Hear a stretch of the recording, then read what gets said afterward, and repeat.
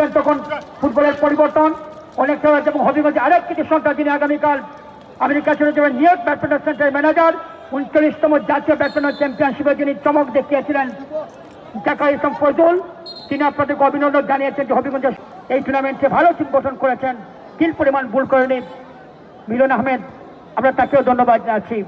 জিমাকু কাকে দিলেন, সেখানে তামসি সুমন মুকুট, কে হবে চ্যাম্পিয়ন? আজমিরিগঞ্জ উপজেলা না বানিয়াচং উপজেলা?